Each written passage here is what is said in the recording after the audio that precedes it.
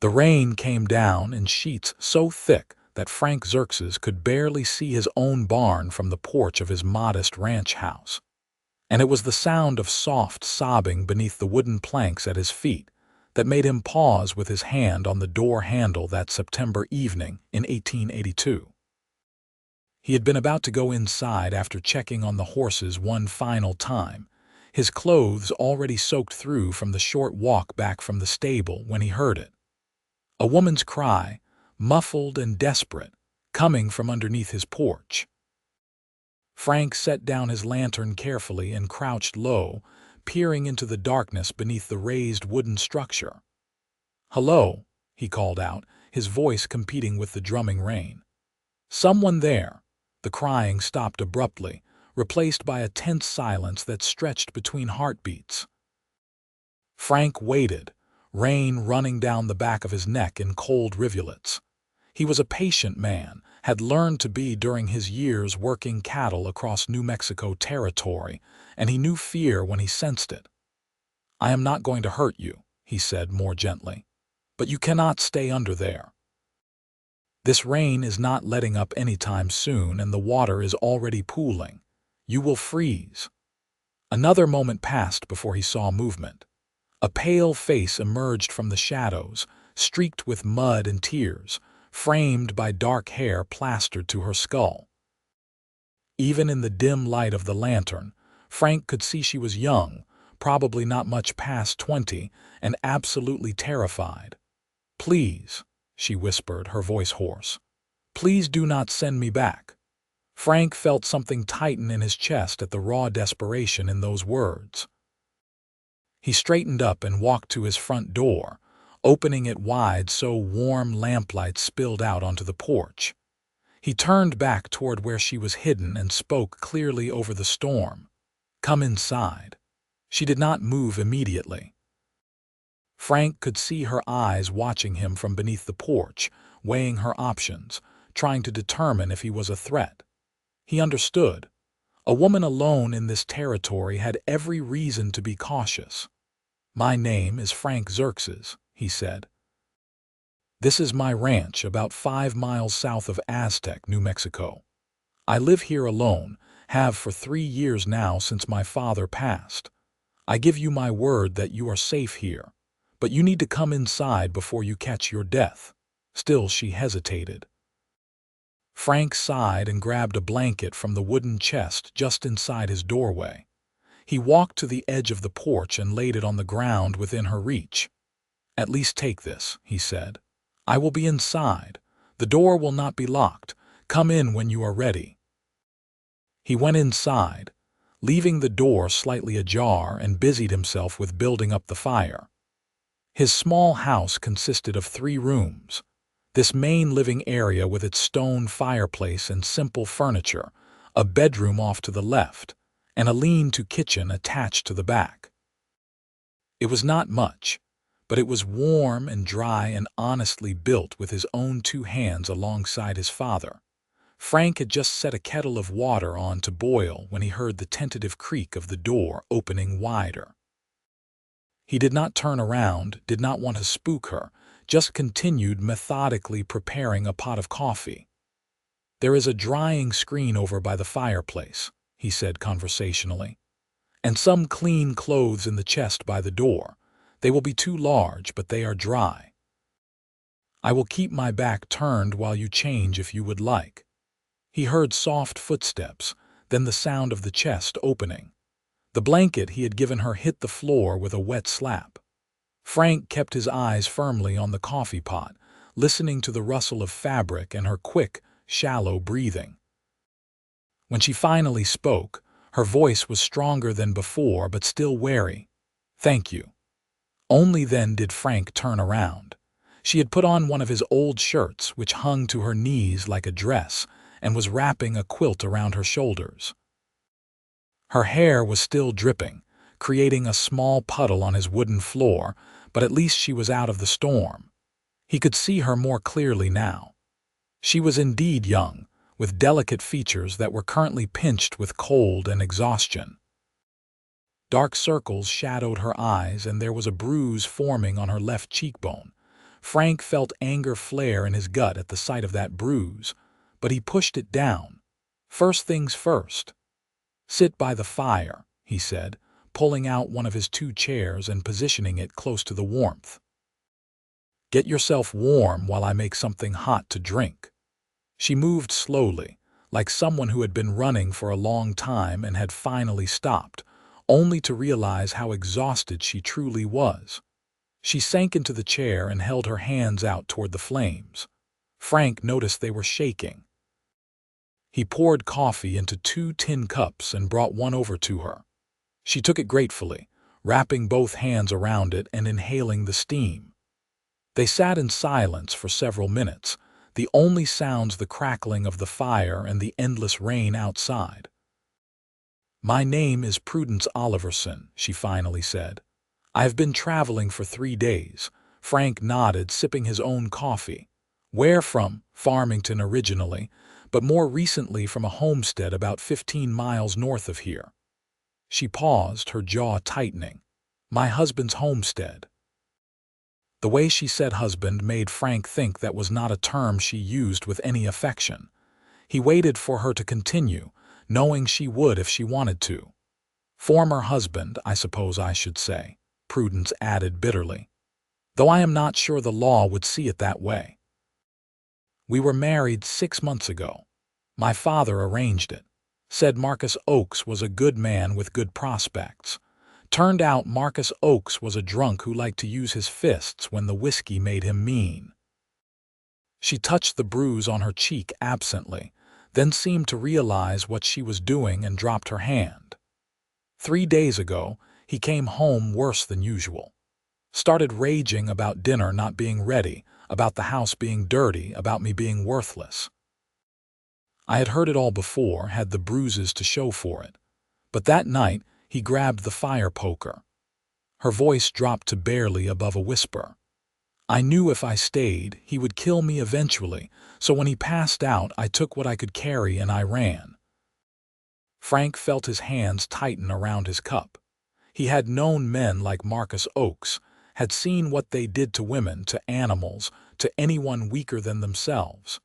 He had never understood how someone could derive pleasure from causing pain. "He will be looking for me," Prudence continued. "He considers me his property, and the law will likely side with him. A wife is supposed to honor her husband, after all, no matter what he does." The bitterness in her voice was sharp enough to cut. "The law is not always right," Frank said quietly. "And no piece of paper gives a man the right to beat his wife." Prudence looked at him then, really looked at him, as if seeing him for the first time. Frank met her gaze steadily. He was not a particularly handsome man, he knew. His face was too weathered from the sun, his nose slightly crooked from a breaking incident years ago, his brown hair already showing threads of gray, though he was only 28. But he liked to think he was honest, and he hoped she could see that honesty in his eyes. "You are not going to send me back," she said. It was not quite a question, but not quite a statement either. "No," Frank confirmed. "You can stay here as long as you need. I have the room, and I could use help around the ranch if you are willing to work. I can pay you fair wages, enough to save up for wherever you want to go next." "Why would you do that?" "You do not know me," Frank shrugged. "Because it is the right thing to do, and because nobody should have to be afraid in their own home." Prudence's eyes filled with tears, and she looked away quickly, blinking them back.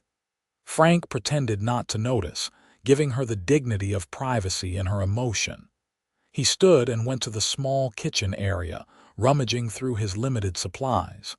"When did you last eat?" he asked. "Yesterday morning, I think. Maybe the day before. Time sort of blurs together when you are running." Frank pulled out some bread, cheese, and dried meat, arranging them on a plate. It was not much, but it was what he had. He made a mental note to ride into Aztec tomorrow for more supplies. If Prudence was going to be staying, he would need more food in the house. She ate slowly at first, as if her stomach had forgotten what food was, then with increasing hunger. Frank sat back down in his chair and stared into the fire, giving her space to eat without feeling watched. "Tell me about the ranch," Prudence said between bites. "Not much to tell. My father and I built it up from nothing starting in 1875. We ran cattle mostly, some horses. He died 3 years back from pneumonia, left it all to me. I have been managing on my own since then, though it has been hard.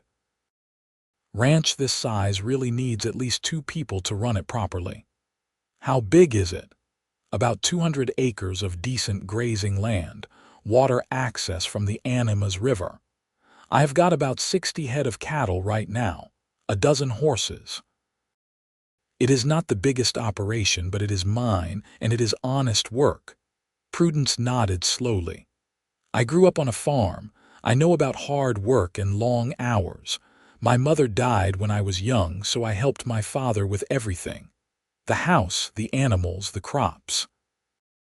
I can cook, clean, sew, tend livestock, work a garden. I am not afraid of labor." "I can see that," Frank said, noting her work-roughened hands. These were not the hands of a delicate lady who had spent her life in parlors and drawing rooms. These were the hands of a survivor. The wind picked up outside, howling around the corners of the house. Prudence flinched at the sound, and Frank saw fear flash across her face again. "He cannot find you here tonight," Frank said gently. "Not in this weather. Even if he is looking, which he probably is not until he sobers up, he cannot track in this rain. You are safe, at least for now. And tomorrow we will figure out a plan. But tonight you need to rest. You can take my bed. I will sleep out here by the fire." "I cannot take your bed. This is your house. And you are my guest," Frank said firmly. "Besides, I have slept on worse than a chair. I will be fine." Prudence looked like she wanted to argue, but exhaustion was clearly winning out over pride. She nodded reluctantly and stood, swaying slightly on her feet. Frank jumped up and steadied her with a hand on her elbow. "Easy now.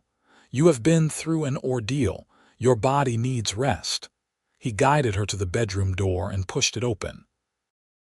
It was a simple room, just a bed with a straw mattress and quilts, a small table with a basin for washing, and a trunk with his clothes. But it was clean and private.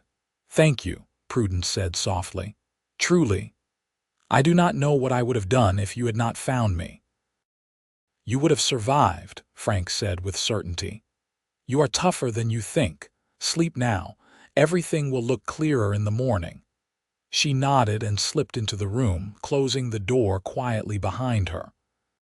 Frank returned to the main room and settled into his chair, propping his feet up on a stool and pulling a blanket over himself.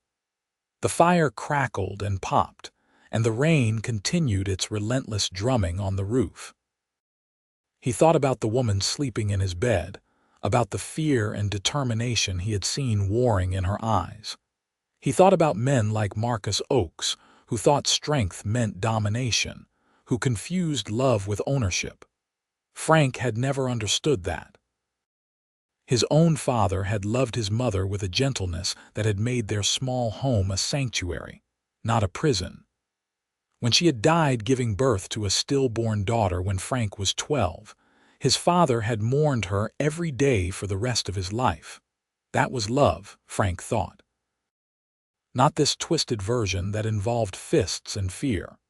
He must have dozed off because the next thing he knew, gray dawn light was filtering through the windows and the rain had finally stopped. Frank stretched, his back protesting sleeping in the chair, and got the fire going again. He was just putting coffee on when the bedroom door opened and Prudence emerged, still wearing his shirt, her hair loose around her shoulders. "Good morning," Frank said. "Coffee will be ready in a minute. I hope you slept well." "Better than I have in months," Prudence admitted. She moved to the window and looked out at the muddy yard. "It stopped raining." "Yes, which means I need to go check on the cattle, make sure none of them got into trouble during the storm. Will you be all right here alone for a few hours?" He saw the flash of fear again, but she pushed it down and nodded. Yes, I can start cleaning up, maybe make some bread if you have flour and yeast. I do, though supplies are low. I was planning to ride into Aztec later today for provisions. You could come with me if you want, though it might be risky if your husband is looking for you. Prudence bit her lip, thinking, how far is Aztec? About 5 miles. Small town, maybe 300 people. Has a general store, a saloon, a church, a schoolhouse. Most folks are good people, but word travels fast in a small town. Maybe I should stay here for now, Prudence said slowly. At least until we know if Marcus is actively searching, though eventually I will need proper clothes. I cannot keep wearing your shirts. Frank felt his face heat up slightly at the reminder that she was essentially standing there in her undergarments and one of his old work shirts. He turned back to the coffee pot. We will figure something out. For now, just make yourself at home. I should be back by mid-morning. He poured 2 cups of coffee and handed her one, then retreated to his room to change into dry work clothes. When he emerged, Prudence was already examining his pantry supplies, taking mental inventory. This will do for now, she said, though you are out of almost everything. When you go into town, I can make a list. That would be helpful. I am not much of a cook, usually just make enough to survive. It will be nice to have actual food again. Frank pulled on his boots and grabbed his hat and coat. At the door, he paused and turned back to Prudence. If anyone comes while I am gone, anyone at all, you hide. There is a root cellar outside around the back of the house. The door is hidden under some boards. If you hear horses, get there and stay quiet until I come back. Understand? Prudence nodded seriously. I understand, and Frank, thank you for everything. He tipped his hat and headed out into the muddy morning. The sky was still gray and threatening, but at least the rain had stopped for now. Frank made his way to the barn, where his horses greeted him with hopeful nickers. He saddled his most reliable mount, a sturdy bay gelding named Rust, and rode out to check his pastures. The cattle were scattered but seemed fine, having weathered the storm with the stoic patience of their kind. Frank counted heads and was relieved to find none missing. He checked the fences, repaired a section that had been damaged by a fallen branch, and made a circuit of his property boundaries. Everything seemed in order. As he worked, his mind kept drifting back to Prudence. He had not expected to find a frightened woman under his porch last night, had not expected to suddenly have company after 3 years of solitude. But now that she was there, he found he did not mind it. The house had felt empty since his father died, too quiet, too still. Having another person there, hearing another voice, it reminded him what it felt like to be less alone. He knew she would leave eventually. She had only stayed because she had nowhere else to go, no other options. Once she had saved enough money, she would move on to some city where Marcus Oakes could not find her, where she could start fresh. That was fine. That was good, even. She deserved a chance at her real life, not to be stuck on a small ranch in the middle of New Mexico territory. Still, he thought as he rode back toward the house, it would be nice to have help for however long she stayed. When Frank returned to the house, he was greeted by the smell of fresh bread baking. Prudence had swept the floors, tidied the main room, and apparently worked magic with his limited supplies. She looked up from the stove as he entered, a dusting of flour on her cheek. "Everything all right out there?" she asked. "All good. Cattle are fine, fences mostly held. How are you doing?" "Better. Keeping busy helps." She gestured to the bread. "Should be ready in about 20 minutes. I also found some eggs in your cold cellar and made a plan for dinner if you can get me some vegetables from town." "I will get whatever you need. Let me clean up and we can make that list." Frank washed his face and hands in the basin, then sat down at the small table while Prudence rattled off supplies. She had a good memory and a practical sense of what would keep well and what would provide the most nutrition for the money. Frank found himself impressed by her competence. "I can be back before dinner," he said, tucking the list into his pocket. "You sure you will be all right here?" "I will be fine. I have work to do, and honestly, it feels good to have purpose again. At Marcus's house, nothing I did was ever good enough. He made me feel worthless. But here, doing the same work, I remember that I am capable." Frank nodded. "You are very capable, and worth far more than that man ever deserved." Prudence's eyes met his, something warm flickering in their depths. "You are a good man, Frank Xerxes." "I try," he said, suddenly feeling self-conscious. "All right, I will be back soon. Remember what I said about hiding if anyone comes?" "I remember." Frank rode toward Aztec, the sun finally breaking through the clouds and warming the damp earth. The town was typical for the territory, a collection of wooden buildings clustered along a main street, surrounded by scattered homesteads and ranches.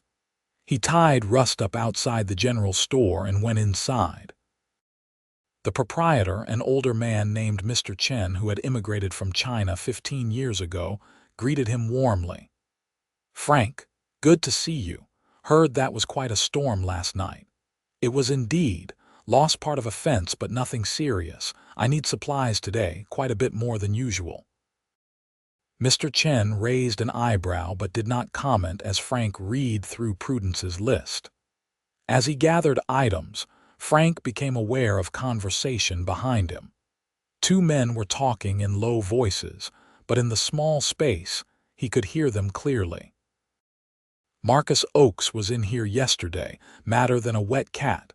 Said his wife ran off, wanted to know if anyone had seen her." Frank's hand stilled on a bag of flour. "Can you blame the woman for running?" The other man replied. "Everyone knows Marcus is mean when he drinks, and he drinks most days. My wife saw Prudence in church with bruises all up and down her arms. Still, a wife belongs with her husband. Law is law. Maybe. But if it were my daughter, I would tell her to run too and not look back." Frank finished loading his supplies and paid Mr. Chen, his mind racing. So Marcus was actively looking for Prudence. That complicated things. He would need to be more careful, maybe ask around carefully to see how serious the search was. As if summoned by his thoughts, the door to the general store banged open and a man strode in. He was perhaps 35, with a thick build running to fat and a florid complexion that spoke of heavy drinking. His eyes were bloodshot and his jaw was clenched with anger. "Any of you seen a woman pass through here?" he demanded. "Dark hair about this tall, skinny thing." "She is my wife and she ran off. I got a right to bring her home." Mr. Chen's face remained carefully neutral. "Have not seen anyone like that, Mr. Oakes. Most folks stayed indoors during the storm." Marcus Oakes's eyes swept the store, landing on Frank. "What about you? You seen her?" Frank met his gaze steadily. "I have not seen your wife. Like Mr. Chen said, most of us were busy weathering the storm." It was not technically a lie. Frank had not seen Marcus's wife. He had seen a frightened woman seeking shelter. There was a difference. Marcus stared at him for a long moment and Frank stared back, keeping his expression blank. Finally, Marcus spat on the floor and turned away. "If anyone sees her, they better tell me," he said loudly. "A man has a right to his property, and I will not have her making me look the fool." He stomped out and the store released a collective breath. Mr. Chen shook his head sadly. "That man is trouble, always has been. I hope his wife got far away from here." "So do I," Frank said quietly. He gathered his supplies and headed back to his horse, his jaw tight. The thought of Prudence being dragged back to that man made his blood boil. He would not let that happen. Whatever it took, he would keep her safe. The ride back to the ranch seemed longer than usual. Frank found himself constantly checking over his shoulder, making sure he was not being followed. When his house finally came into view, he felt relief wash over him. Everything looked peaceful and undisturbed. Prudence came out onto the porch as he rode up, shielding her eyes against the afternoon sun. She looked anxious until she saw it was him, then her shoulders relaxed. "I was starting to worry," she admitted as he dismounted. "Sorry. Took longer than I expected. Here, help me unload these supplies." They worked together to carry everything inside. Frank debated whether to tell Prudence about Marcus being in town, then decided she had a right to know. "I saw your husband in Aztec," he said carefully, watching her face. "He was asking around if anyone had seen you." Prudence's face went pale. "Did he see you?" "Does he know I am here?" "He saw me, but I did not tell him anything. I said I had not seen you, which is true from a certain perspective." "But Prudence, he is actively searching. We need to be careful." She sank into a chair, her hands shaking slightly. "I knew he would look, but I hoped maybe he would give up quickly, decide I was not worth the trouble." "Men like him do not give up," Frank said gently. "They see it as a challenge to their authority, but that does not mean he will find you. This is a big territory and you could be anywhere. As far as anyone knows, I am still living here alone. We just need to make sure it stays that way." "Maybe I should leave," Prudence said quietly. "Go somewhere else before I bring trouble to your door." "No," Frank said firmly. "You are safe here and I will not turn you out because of him. We will be smart about this. You stay close to the house when I am not around, and if he happens to come by, you hide like we discussed. Most likely he will search for a few days, then give up and go back to his homestead. You do not know him. He is stubborn and mean. And I am stubborn too when I need to be. You are staying, Prudence, at least until we know you can travel safely." She looked at him with an expression he could not quite read, something between gratitude and disbelief, as if she could not quite understand why he would take this risk for her. Truth be told, Frank was not entirely sure himself. He just knew it was the right thing to do. The days fell into a rhythm. Frank worked the ranch, tending cattle and horses, repairing fences and buildings, doing the 100 small tasks that kept a ranch running. Prudence took over the house and the kitchen garden, bringing an order and comfort to his home that had been missing for years. She baked bread every other day, made meals that were actually flavorful, mended his clothes, and kept everything clean and organized. They worked side by side in companionable silence much of the time, but slowly, they began to talk. Frank learned that Prudence was 22, had grown up on a small farm near Farmington, and had loved reading when she could get her hands on books. Her father had been a hard man but not cruel, had at least made sure she could read and write and do figures. Her mother had died when Prudence was 8, and she had taken over running the household. "I think that is why my father was so eager to marry me off," she said one evening as they sat on the porch watching the sunset. "He saw me as another mouth to feed, another responsibility. When Marcus Oakes expressed interest, my father saw a way to be free of me. He did not ask if I wanted to marry him, just told me it was arranged and that was that." "That was not right of him," Frank said quietly. "No, it was not, but women do not have many choices in this world. We go from our father's house to our husband's house, always under someone else's control. I thought maybe marriage would at least give me my own home to manage, some small measure of autonomy. I did not realize I was trading one prison for a worse one." Frank thought about his own mother, who had been his father's true partner in every sense of the word. They had made decisions together, worked side by side, respected each other's opinions. That was what marriage should be, he thought, not ownership but partnership. "Not all marriages are like that," he said. "My parents, they loved each other truly.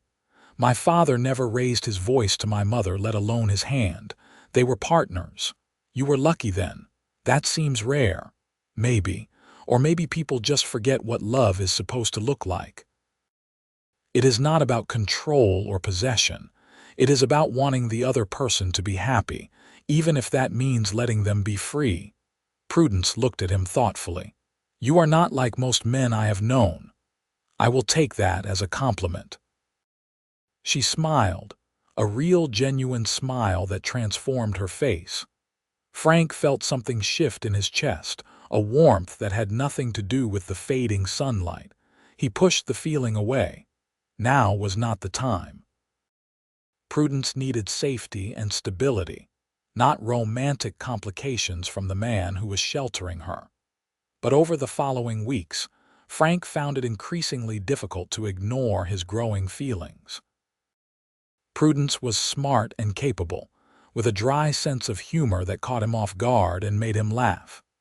She was kind to the animals, gentle with the horses she helped him train, patient with the chickens she had claimed responsibility for. She sang while she worked, old folk songs that drifted through the house and made it feel like a home instead of just a building. And she was beautiful, though Frank suspected she did not know it. The bruises had faded, and with regular food and less fear, she had regained color in her cheeks. Her dark hair shone when she brushed it out at night, and her eyes, which had been so full of fear that first night, now sparkled with life and interest. Frank caught himself watching her sometimes, then would mentally kick himself and get back to work. She was his employee, his guest, someone under his protection. To pursue anything more would be taking advantage, would be wrong. So he buried his feelings and focused on keeping her safe. Marcus Oakes had not given up, though his search had become less intense as weeks passed. Frank heard reports from town that Marcus was still asking around, still insisting his wife be returned to him, but the general sentiment was turning against him. Too many people had seen Prudence's bruises, had heard the fights. No one was particularly inclined to help Marcus in his search. Still, Frank remained cautious. Prudence never went into town, and when people asked about his increased supply purchases, he said he had hired a ranch hand and left it at that. Most folks did not pry further. It was late October, nearly 2 months after Prudence had arrived, when things came to a head. Frank had ridden out to check on his northern pasture and was returning home just as dusk was falling. As he approached the house, he saw an unfamiliar horse tied up outside. His heart jumped into his throat. Frank urged Rust into a faster pace and slid off practically before the horse had stopped. He ran toward the house but stopped short when he heard voices inside. One was Prudence, high and frightened. The other was a man's voice, slurred with drink and rough with anger. Marcus. Frank burst through the door to find Marcus Oakes standing in his living room, blocking Prudence's path to the door. She was pressed back against the far wall, a kitchen knife gripped in her shaking hand. "Get away from me," she was saying, her voice trembling but determined. "I will not go back with you." "You are my wife," Marcus snarled. "You will do as you are told." "What is going on here?" Frank demanded, his voice cutting through the tension. Marcus spun around, nearly losing his balance. Up close, Frank could smell the whiskey rolling off him. The man's eyes were red-rimmed and wild. "This is between me and my wife," Marcus said. "You have been hiding her here, harboring what belongs to me. I could have you arrested." "She does not belong to you," Frank said evenly, stepping further into the room and positioning himself between Marcus and Prudence. "She is a person, not property, and she is not leaving unless she wants to. The law says different. A wife is bound to her husband.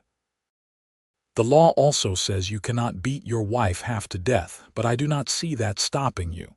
Marcus's face darkened with rage.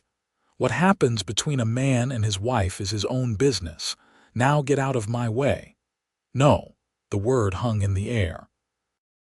Marcus stared at Frank, clearly not used to being defied. Then, with a roar of anger, he lunged forward, his fist swinging toward Frank's face. Frank had been in enough fights working cattle and breaking horses to know how to handle himself. He ducked under the wild punch and came up with a solid hit to Marcus's midsection. The drunk man doubled over with a grunt, then came back up swinging. They grappled, knocking over a chair, crashing against the table. Frank could hear Prudence shouting something but could not make out the words over the blood rushing in his ears. Marcus was stronger than he looked, but he was drunk and sloppy. Frank managed to get behind him and locked his arms around Marcus in a bear hug, pinning his arms to his sides. "Prudence, run," Frank shouted. "Get on my horse and ride to town, get the sheriff." But Prudence did not run. Instead, she stepped forward, still holding the knife, her face set with determination. "Let him go, Frank," she said quietly. "What, Prudence? No, get out of here." "Let him go," she repeated. "I am not running any more."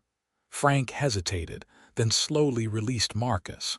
The drunk man stumbled forward, whirling around to face them both. His hand went to his belt, and Frank's blood ran cold as he saw the gun holstered there. "You should have stayed in your place," Marcus growled, his hand on the pistol grip. "Both of you should have known better than to cross me." "If you draw that gun, there is no going back," Frank said, his voice steady despite his racing heart. "You will hang for murder." "Is that really what you want?" "I want what is mine." "I was never yours," Prudence said, stepping forward to stand beside Frank. "I was sold to you by my father like livestock, married you because I had no choice. But I am a person, Marcus. I have worth beyond what I can provide you. And I will not let you make me feel small anymore." Her voice was shaking, but there was steel in it too, a core of strength that Frank recognized and admired. Marcus seemed taken aback by her defiance, his hand wavering on the gun. "You made vows," he said, but some of the anger had drained from his voice, replaced by something almost pleading. "Before God, you promised to honor and obey. And you promised to cherish and protect. You broke your vows first, every time your fist connected with my body. I owe you nothing, Marcus. Nothing." They stood there, the three of them, frozen in a moment that seemed to stretch forever. Then, slowly, Marcus's hand dropped away from the gun. His shoulders slumped, and suddenly he looked less like a threatening figure and more like a pathetic drunk. "You have shamed me," he said quietly. "The whole town knows my wife ran off. They are laughing at me." "Then give them something better to talk about," Frank said. "Let her go. Agree to an annulment or a divorce, whatever Prudence wants. Start over somewhere else. Be better than this." Marcus looked between them, and Frank could see the war playing out on his face. Pride against reality, anger against resignation. Finally, he shook his head. "Keep her then. I do not want a wife who does not know her place." He turned toward the door, stumbling slightly. At the threshold, he looked back at Prudence. "You will regret this. You have no money, no prospects. You will end up in poverty or worse." "I will take my chances," Prudence said quietly. Marcus left, mounting his horse with difficulty and riding off into the darkness. Frank and Prudence stood frozen until the sound of hoofbeats faded completely. Then Prudence's legs gave out and she would have collapsed if Frank had not caught her. "I have got you," he murmured, holding her up. "You are safe. He is gone." "I thought he was going to kill you," she whispered against his chest. "When he went for his gun, I thought I was going to watch him kill you, and it would be my fault for bringing this to your door." "Hey, no," Frank said gently, pulling back to look at her face. "None of this is your fault. You hear me? You did nothing wrong. I should have been braver, should have left him sooner. You survived. That took more courage than you know, and tonight you stood up to him. You were incredibly brave." Prudence's eyes filled with tears, and then she was crying, great heaving sobs that shook her whole body. Frank held her through it, one hand stroking her hair, murmuring soothing nonsense. When the storm finally passed, she pulled back and wiped her eyes. I am sorry. I do not usually fall apart like that. You are entitled. That was terrifying. I was terrified. You did not look it. I am good at pretending, Frank admitted with a slight smile. Inside, I was absolutely terrified, but I was not going to let him hurt you, not while I am still breathing. Prudence looked up at him, and something in her expression made Frank's breath catch. She reached up and touched his cheek gently, her fingers soft against his skin. "Why?" she asked softly. "Why do you care so much? I am nothing to you, just a stranger who appeared under your porch." "You are not nothing," Frank said, covering her hand with his. "You could never be nothing. You are smart and strong and kind. You make my house feel like a home. You make me laugh. You make me want to be a better man. And somewhere along the way, you became very important to me." "Frank," she breathed, and there was something in the way she said his name that made his heart race. "I know the timing is terrible," he continued, the words tumbling out now that he had started. "You have just escaped one bad situation, and I do not want you to feel pressured or obligated. But I need you to know that I care about you, Prudence. More than I probably should. And if you want to stay, not as an employee but as something more, I would be honored. But if you want to leave, to start fresh somewhere else without any ties to this place or what happened here, I will help you do that too. Whatever you want, whatever makes you happy, that is what I want." Prudence stared at him for a long moment, her eyes searching his face as if looking for any hint of deception or ulterior motive. Frank let her look, keeping his expression open and honest. He had laid his heart bare, and now it was up to her what happened next. "I do not know if I know how to be loved properly," she finally said. "Marcus twisted everything until I was not sure what was real anymore. What if I am too broken? What if I cannot be what you need?" "You are not broken," Frank said firmly. "You are healing, and that is different. And I do not need you to be anything other than yourself. I am not asking you to serve me or obey me or any of that. I am asking if maybe you might want to build something together, as equals, as partners. The way my parents did." "Partners," Prudence repeated, as if testing the word. "That would be different." "It would be," Frank agreed, "but I think it might be good, if you are willing to try." She smiled then, small at first, then growing. "I think I might be willing to try. You have been nothing but kind and patient with me, Frank. You have shown me what it looks like when a man treats a woman with respect. I would be lying if I said I had not developed feelings for you too. I was just afraid to admit it, afraid it was too soon, or that I was confusing gratitude with something more. And now I think maybe it is something more, maybe something much more." Frank felt hope bloom in his chest. "So you will stay? We can see where this goes." "Yes," Prudence said, "I will stay." Frank could not help the grin that spread across his face. He pulled her into his arms again, holding her close, feeling her heartbeat against his chest. She fit there perfectly, as if she had always been meant to be in his arms. They stood like that for a long moment, then Prudence pulled back slightly and looked up at him. "Can I ask you something?" "Anything. Would you kiss me? I want to know what it feels like when it is my choice, when it is wanted." Frank's heart clenched at the implications behind that request. Slowly, giving her plenty of time to change her mind, he lowered his head and pressed his lips to hers.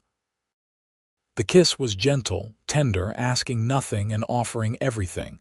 When they broke apart, Prudence was smiling, her eyes bright with unshed tears. "That was nice," she said softly. "Really nice." "We can do more of that," Frank said, his voice a bit rough. "Whenever you want." "This goes at your pace, Prudence. Always." She nodded, then seemed to notice the overturned furniture for the first time. "We should clean up this mess." They spent the next hour righting the room, cleaning up the damage from the fight. As they worked, they talked about practical matters. About getting Prudence legal papers to divorce Marcus, about what it would mean for her to stay long-term, about the ranch and its future. "We should probably go to the sheriff in the morning," Frank said. "Report what happened tonight, get it on record. Just in case Marcus comes back or causes more trouble." "Do you think he will come back?" "I do not know. Maybe not. He seemed defeated when he left, but we should be safe." They finished cleaning, and Frank made them both coffee while Prudence reheated dinner. They ate together at the small table, their knees occasionally bumping underneath, both smiling at the contact. The fear from earlier had faded, replaced by something warm and hopeful. That night, Prudence returned to the bedroom while Frank settled in his chair by the fire as had become his habit.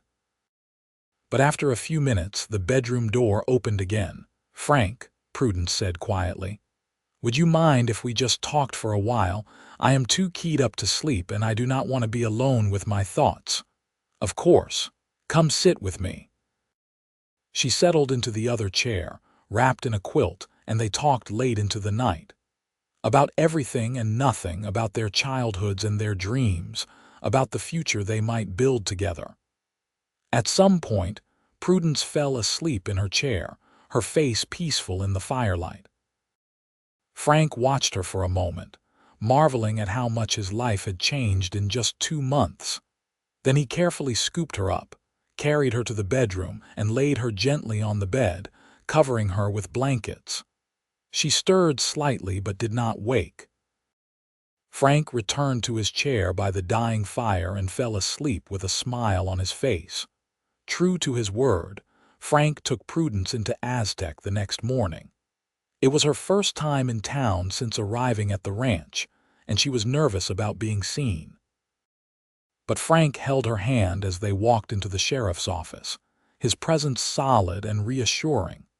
Sheriff Tom Winters was a gray-haired man in his 50s who had been keeping the peace in Aztec for over a decade. He listened carefully as Frank explained what had happened the previous night, with Prudence adding details where necessary. When they finished, the sheriff leaned back in his chair and sighed. "Marcus Oakes has been nothing but trouble since he moved here 2 years ago," he said. "I am not surprised he turned violent. The problem is, legally speaking, Prudence is still his wife. Unless he agrees to a divorce or annulment, there is not much I can do officially." "But he broke into my home and threatened us," Frank protested. "He says he was retrieving his wife, which is technically his legal right, much as I hate to admit it. The law is not fair when it comes to married women." The sheriff looked at Prudence sympathetically. "However, I can have a talk with him, make it clear that if he steps foot on Frank's property again, I will arrest him for trespassing. And I can start the paperwork for a divorce, though it will take time." "How much time?" Prudence asked. "Could be months." "Judges do not like to grant divorces, especially to women. You will need to prove that the marriage is irretrievably broken, that there was cruelty involved. Do you have witnesses to the abuse?" "Half the town saw my bruises at one point or another," Prudence said bitterly. "But I do not know if anyone will be willing to testify officially." "Let me ask around," Sheriff Winters said. "I know a few church ladies who might be willing to speak up. In the meantime, I suggest you stay at Frank's ranch. Do not go anywhere alone, and if Marcus shows up again, you send for me immediately." They thanked the sheriff and left the office. As they walked down the main street toward the general store, Frank noticed people staring. Word had clearly gotten around about Marcus's wife being at Frank's ranch. Some faces showed disapproval, others sympathy, but everyone seemed to have an opinion. "Let them stare," Frank said quietly to Prudence. "We know the truth, and that is what matters." At the general store, Mr. Chen greeted them warmly. "Miss Prudence, it is good to see you looking so much better than the last time you were in town. Those bruises have healed nicely." "You saw her before?" Frank asked, confused. "A few times when she would come in with Marcus. Always had injuries, always looked terrified." Made me wish there was something I could do, but she would never talk about it. Mr. Chen looked at Prudence seriously. I am glad you got away from him, and I will tell anyone who asks that you looked much happier today than I have ever seen you. Thank you, Prudence said, her voice thick with emotion. That means more than you know. They gathered supplies and headed back to the ranch. Over the following weeks, life settled into a new pattern. Frank taught Prudence to ride properly, and she began accompanying him on easier ranch tasks. She had a natural way with animals and proved to be a quick learner. In turn, she taught him to cook beyond basic survival level and to take better care of his home. They also courted, in the old-fashioned sense. Frank brought her wildflowers from the meadows. They took walks in the evening, talking about everything under the sun. They sat together on the porch watching sunsets. Slowly, carefully, they built trust and affection. Frank never pushed for more than Prudence was ready to give. They kissed sometimes, sweet, gentle kisses that made his heart race, but he always let her initiate contact. He wanted her to feel safe, to know that she had control over her own body and choices. As autumn turned to winter, word came from Sheriff Winters. Several women from the church had agreed to testify about seeing Prudence's injuries. A judge was willing to hear the case in January. It looked like Prudence would get her divorce. It feels strange, she admitted to Frank one cold December evening as they sat by the fire.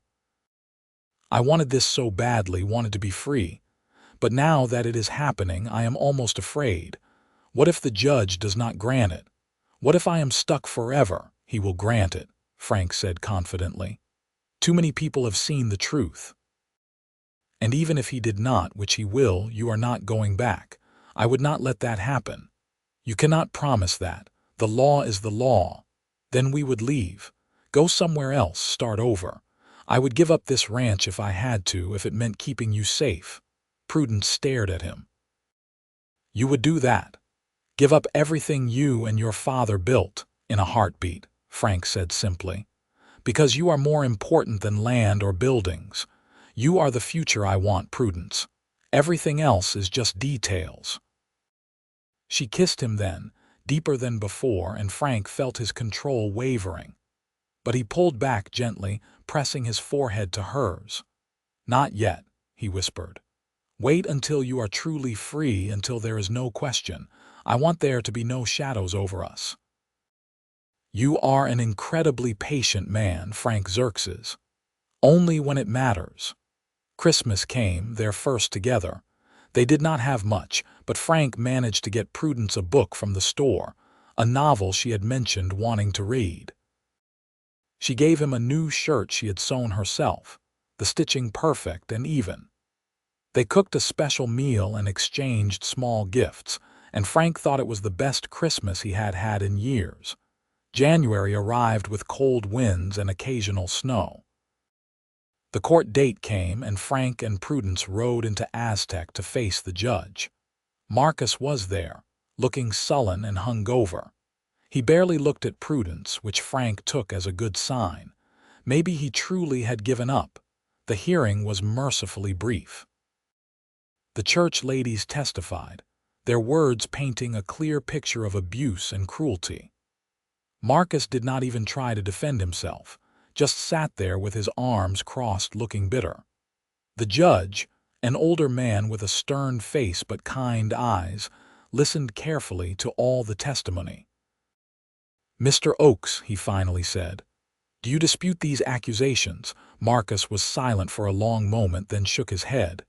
No, Your Honor, I do not dispute them. And do you agree to dissolve this marriage? Another pause. Then quietly, yes. The judge nodded. Very well. I hereby grant a divorce between Marcus Oakes and Prudence Oliverson on the grounds of cruelty. The marriage is dissolved. Miss Oliverson, you are free. I suggest you choose more wisely in the future. I intend to, Your Honor, Prudence said, her voice shaking with emotion. They left the courthouse in a daze. Outside, in the cold January air, Prudence turned to Frank with tears streaming down her face. "I am free," she said in wonder. "I am actually free." Frank pulled her into his arms, not caring who saw. "You are free. It is over." They rode back to the ranch in high spirits, despite the cold.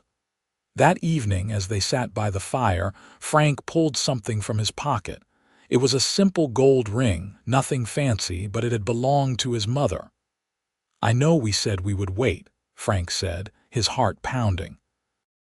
"But I have waited my whole life for someone like you, Prudence. I love you. I love your strength, your kindness, your humor, your spirit. I love the way you sing while you work and the way you smile at the horses. I love the way you make this house a home. I would be honored if you would consider becoming my wife. But take your time. There is no rush. I will wait as long as you need." Prudence looked at the ring, then at Frank, and her smile was brilliant. "I do not need time. I love you too, Frank. You saved me, not just from Marcus, but from believing I did not deserve better. You showed me what real love looks like. Yes, I will marry you. I would be honored to be your wife." Frank slipped the ring onto her finger, and it fit perfectly, as if it had been waiting all these years for her. Then he kissed her, pouring all his love and joy into it, and she kissed him back with equal passion. "How soon can we marry?" Frank asked when they broke apart. "As soon as you want. Tomorrow, if possible." Frank laughed. "Let me at least get a proper license and talk to the preacher." "How about next week?" "Next week sounds perfect." They were married on a cold but sunny February morning in the small church in Aztec. Sheriff Winters gave Prudence away since her father was not present and she had no other family. Mr. Chen and his wife attended, along with several of the church ladies who had testified. It was a small gathering, but it was filled with genuine warmth and affection. Prudence wore a simple blue dress that she had sewn herself, and Frank wore his best suit, which was not saying much but was clean and pressed. When the preacher asked if he would love and cherish Prudence, Frank answered with a firm "I will" that echoed through the small church. When Prudence gave her own vows, her voice was clear and strong with no hesitation. They kissed as husband and wife, and Frank felt his world shift into place. This was right. This was what he had been waiting for without knowing it. The wedding celebration was held at the ranch with their small group of friends. Mr. Chen brought food from his store and one of the church ladies baked a cake. They ate and talked and laughed, and as the sun set, their guests departed, leaving Frank and Prudence alone in their home. Their first night as husband and wife was tender and gentle. Frank was patient, letting Prudence set the pace, washing away her old memories with new ones built on love and respect. She cried a little, but they were happy tears, tears of relief and joy and freedom. "I never knew it could be like this," she whispered later, curled against his chest. "I never knew it could be about both people, about giving and receiving." "This is how it is supposed to be," Frank murmured, stroking her hair. "This is what love looks like. I love you, Frank Xerxes." "I love you too, Prudence Xerxes." She smiled at her new name. "That sounds good, right?" "It does indeed." Spring came, bringing new life to the ranch. Frank and Prudence worked side by side, planting a larger garden, tending to new calves, repairing winter damage. They talked about the future, about expanding the ranch, about the life they would build together. In May, Prudence realized she was pregnant. She told Frank one evening over dinner, watching his face carefully for his reaction. His eyes went wide, then filled with tears of joy. "Truly?" he asked, his voice rough with emotion. "Truly. We are going to have a baby." Frank jumped up and pulled her into his arms, spinning her around carefully. "We are having a baby when?" "Late December or early January, I think. A winter baby." "A baby," Frank repeated as if he could not quite believe it. Then he carefully set her down, suddenly worried. "Are you happy about this? I know it is soon, and after everything you went through." "I am happy," Prudence assured him. "I am nervous too because I do not really know what to expect. But I am happy, Frank. This baby is wanted and will be loved. That makes all the difference." The pregnancy was not always easy. Prudence suffered from morning sickness that lasted well into the afternoon, and as summer heat arrived, she found it hard to stay comfortable. But Frank was attentive and caring, taking on extra chores so she could rest, making sure she ate well and stayed hydrated. They talked to the baby constantly, Frank pressing his ear to Prudence's growing belly and telling stories about the ranch, about his parents, about the life their child would have. Prudence sang lullabies and read aloud from books, wanting their baby to know their voices even before birth. As autumn arrived and Prudence's belly grew large, they prepared the house. Frank built a cradle from smooth pine wood, sanding it carefully so there would be no splinters. Prudence sewed tiny clothes and blankets, her heart full of anticipation. In early December, on a snowy morning that reminded Frank of the day they married, Prudence went into labor. Frank rode hard to fetch Mrs. Chen, who had offered to help with the birth, then rode back even faster. The labor was long and difficult, lasting through the day and into the night. Frank stayed by Prudence's side, holding her hand, wiping her forehead, encouraging her. Finally, as dawn was breaking on a new day, their son came into the world with a loud, healthy cry. Mrs. Chen cleaned him up and placed him in Prudence's arms, and Frank felt his heart expand in a way he had not thought possible. "He is perfect," Prudence breathed, tears streaming down her face as she looked at their son. "He is absolutely perfect." "He is," Frank agreed, touching the baby's tiny hand with one finger. The baby immediately gripped it, and Frank laughed through his own tears. "He is strong too." They named him James after Frank's father. He had dark hair like his mother and blue eyes that Frank swore would turn brown like his own. He was indeed perfect, a symbol of everything Frank and Prudence had built together. The first year of James's life was exhausting but wonderful.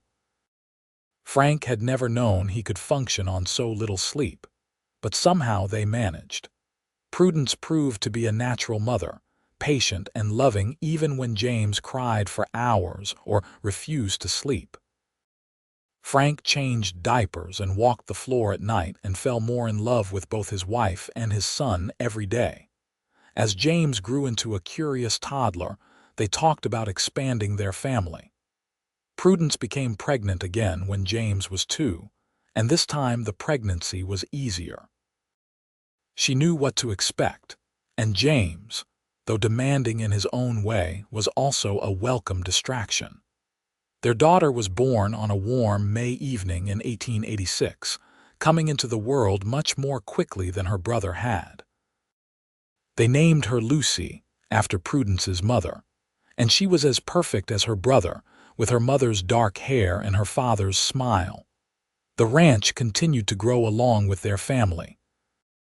With Prudence's help and good management, Frank was able to increase his cattle herd and even start breeding horses. They hired a hand to help with the heavier work, a young man named David who was hardworking and honest. The ranch became profitable enough that they could make improvements to the house, adding on another bedroom for the children and a larger kitchen. Life was not always easy. There were droughts and hard winters, sick cattle and broken fences. James had a scary bout of fever when he was 3 that kept them up for days. Lucy was colicky as an infant and tested every bit of Prudence's patience. Frank broke his arm one year falling from a horse and was frustrated by his limitations while it healed. But through it all, they had each other. On hard days, Frank would find Prudence and pull her into his arms, and she would remind him of how far they had come. On nights when Prudence felt overwhelmed, Frank would take the children and give her time alone to rest and recover. They were true partners, sharing both the work and the rewards. When James was 5 and Lucy was 3, Prudence found herself pregnant once more. This pregnancy was harder than the previous two, leaving her tired and uncomfortable. But when their second son was born in the spring of 1889, they were filled with joy. They named him Robert, and he completed their family perfectly. As the years passed, the children grew. James was serious and thoughtful like his father, interested in the cattle and horses from a young age. Lucy was spirited and independent, often found climbing trees or exploring the property despite her mother's warnings. Robert was the baby, charming and clever, able to talk his way out of trouble with a smile. Frank and Prudence watched their children grow with pride and love. They taught them to read and write, to work hard and be honest, to treat all people with respect and dignity. They told them stories about how their parents had met, about the storm and the porch, and the courage it took to build a new life. Frank never forgot that first night when he had heard crying under his porch and had opened the door to find a frightened woman seeking shelter. It seemed like a lifetime ago now, though it had only been about 7 years. That one decision, to invite Prudence inside, had changed everything. Had given him a family, a purpose, a love deeper than he had known was possible. One evening, when the children were in bed and Frank and Prudence sat together on the porch watching the sunset, Prudence leaned her head on his shoulder. "You ever regret it?" she asked softly. "Taking me in that night. Your life would have been simpler without all this." Frank pulled her closer. "Not for a single second. My life was empty before you. I was just going through the motions, working to survive but not really living. You and the children, you are my life now. You are everything." "We were both lucky that night," Prudence said.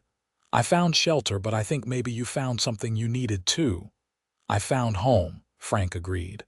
"Not the building, but the feeling, the reason to get up every morning and the peace to sleep every night. I found you."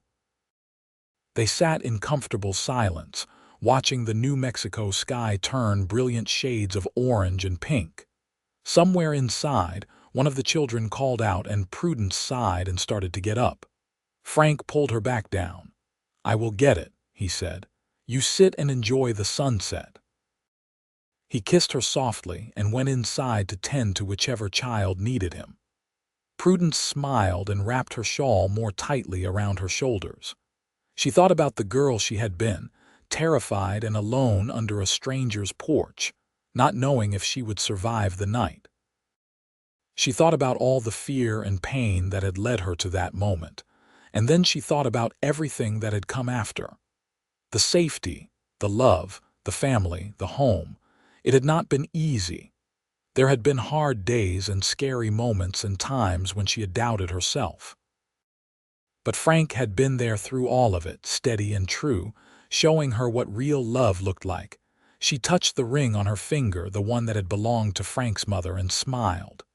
She was Prudence Xerxes now, wife and mother and partner. She was free and loved and happy. She was home. Inside, she could hear Frank reading to one of the children, his voice rising and falling with the rhythm of the story. She heard giggles and the sound of small feet running across the floor. These were the sounds of family, of life, of love. The sun finally set, painting the sky in deepening shades of purple. Prudence stood and went inside to join her family. Frank looked up as she entered and smiled that smile that still made her heart flutter. He held out his hand and she took it, letting him pull her down onto the sofa next to him and the children. "Everything all right?" he asked softly. "Everything is perfect," she replied, and meant it with her whole heart.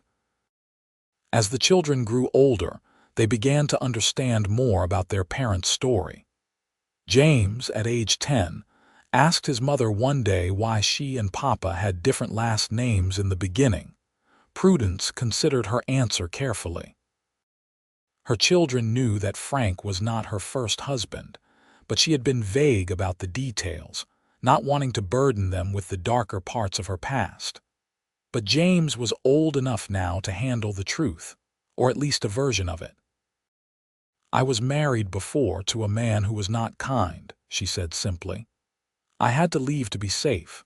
Your father gave me a place to stay and helped me start over. We fell in love, and when I was free to marry again, we did." "What happened to the other man?" James asked, his young face serious. "He is living his own life somewhere else. It does not matter anymore. What matters is the life we have here." James nodded, processing this. "Papa is a good man," he said finally. "The very best," Prudence agreed, ruffling his hair. Lucy, overhearing the conversation, piped up. "I am glad you found Papa, otherwise we would not be here." "That is very true," Prudence said with a smile. "I am glad I found him too. It was the best thing that ever happened to me." The ranch continued to prosper. By 1895, Frank had nearly 200 head of cattle and a growing reputation for breeding quality horses. He hired additional hands and was able to take on more land. The house was expanded again, with a proper sitting room and a study where the children could do their lessons. Prudence had found her calling in teaching. She taught not only her own children, but also several others from nearby ranches, whose families could not afford to send them to the school in Aztec. She was patient and encouraging, helping these children learn to read and write and do mathematics. Some of them went on to attend school in larger towns, and their parents credited Prudence with giving them that opportunity. On their 10th wedding anniversary, Frank surprised Prudence with a trip. They left the children with Mrs. Chen and traveled to Santa Fe for 3 days, staying in a real hotel and eating in restaurants, and simply enjoying being together without the constant demands of ranch life. "I feel like a girl again," Prudence laughed as they walked through the plaza, looking at the shops and people. "You will always be beautiful to me," Frank said, pulling her close. "Though I admit I am rather fond of the woman you have become. The girl I met under my porch was brave, but the woman you are now is extraordinary." "Flatterer," Prudence said, but she was smiling. "It is not flattery if it is true. You have built a school, raised 3 incredible children, helped turn our small ranch into a real success, and you still have time to make me laugh every single day. That is extraordinary." They returned home to find the children had behaved well for Mrs. Chen, though Robert admitted he had let the chickens out by accident and it had taken hours to round them all up. Frank laughed and ruffled his youngest son's hair. "It happens to the best of us. Remember when your mother first arrived and she left the gate open? We spent half a day chasing cattle." "I remember," Prudence said dryly. "You were very patient about it. You were new to ranching, and honestly, watching you chase cattle in that old shirt of mine was rather amusing." "I am sure it was." The years continued to roll by, marked by small moments and large milestones. James began courting a girl from a neighboring ranch, a sensible young woman named Sarah who Prudence approved of immediately. Lucy announced she wanted to become a teacher like her mother. Robert developed a talent for training horses that impressed even his father. Frank's hair went fully gray, and Prudence found lines at the corners of her eyes from years of smiling and squinting in the sun. They moved a little slower than they used to, and Frank's knees sometimes ached from old injuries, but they were healthy and happy. In the spring of 1898, James married Sarah in the same small church where Frank and Prudence had wed.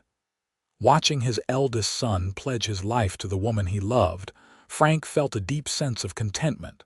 The cycle continued. Love found a way.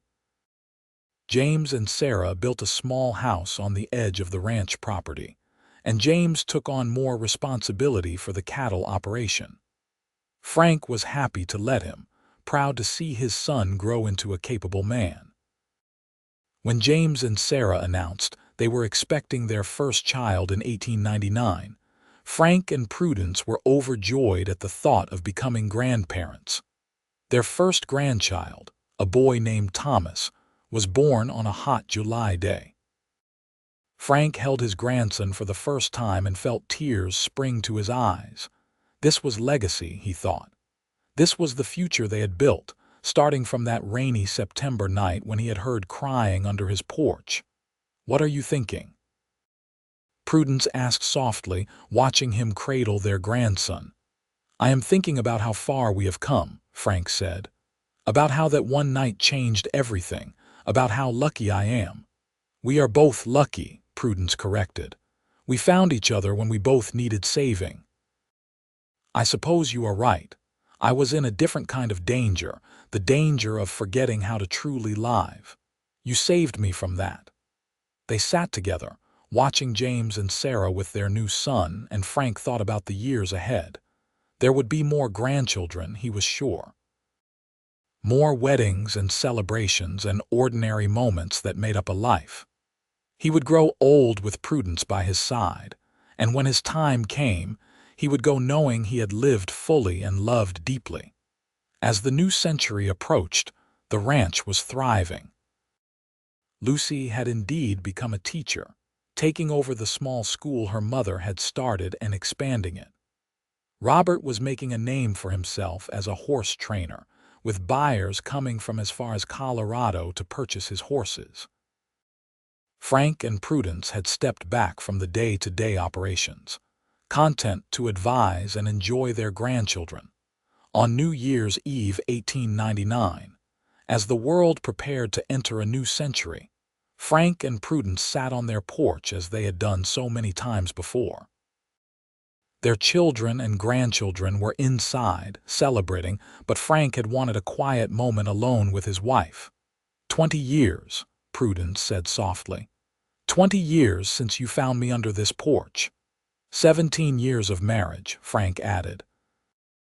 3 children, 2 grandchildren so far, a thriving ranch, and more happiness than I ever thought possible. You think about what your life would have been like if you had not heard me that night, if you had gone straight inside. Frank considered the question seriously. Sometimes. I think I would have continued on, managing the ranch alone, growing older without really noticing. It would have been a half-life. You made it whole. You did the same for me. You gave me back my life when I thought it was over. You gave me love when I thought I was unlovable. You gave me a family when I had none. We gave each other everything, Frank said, taking her hand. That is what love is supposed to do. Inside, they heard the children counting down to midnight. Frank and Prudence stood and went to join them, but at the doorway, Frank paused and looked back at the porch, at the spot where he had first heard that desperate crying so many years ago. "Thank you," he whispered to the universe, to fate, to whatever force had led Prudence to his home that night. "Thank you for bringing her to me." Then he went inside with his wife, joining their family as they welcomed a new century filled with hope and promise. The door closed behind them, shutting out the cold night air, keeping safe and warm everything that mattered most. Years continued to pass in the gentle rhythm of a life well lived. Frank and Prudence grew old together, their hair silver, their faces lined with years of laughter and love. They watched their children build their own lives and families.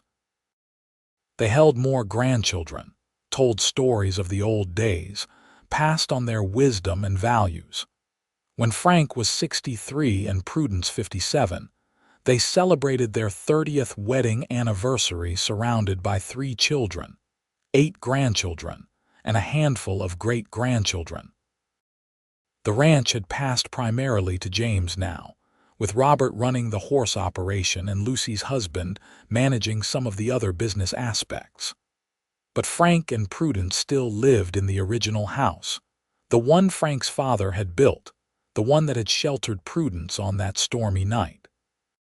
"How is it that you still take my breath away?" Frank asked Prudence as they danced slowly at their anniversary celebration. I think you might need to see a doctor about that, Prudence teased. Breathing problems at your age are serious. Frank laughed. You know what I mean. You are as beautiful to me now as you were the day we met. I was covered in mud and terrified. I highly doubt that was beautiful. You were brave and strong and beautiful. You still are.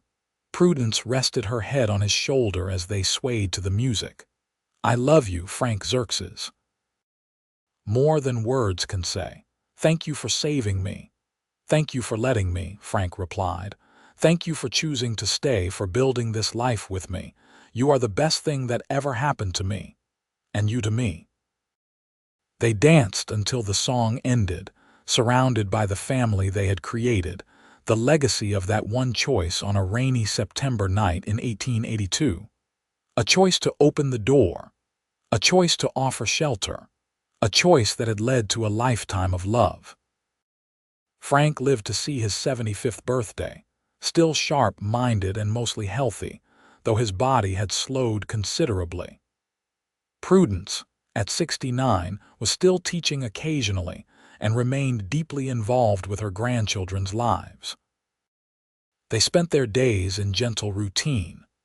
Breakfast together, Frank reading the newspaper while Prudence tended her garden, afternoons on the porch watching the world go by, evenings with family. One warm June evening, as they sat together watching another spectacular New Mexico sunset, Frank felt a deep peace settle over him. He looked at Prudence, at the woman who had changed his entire life, and smiled.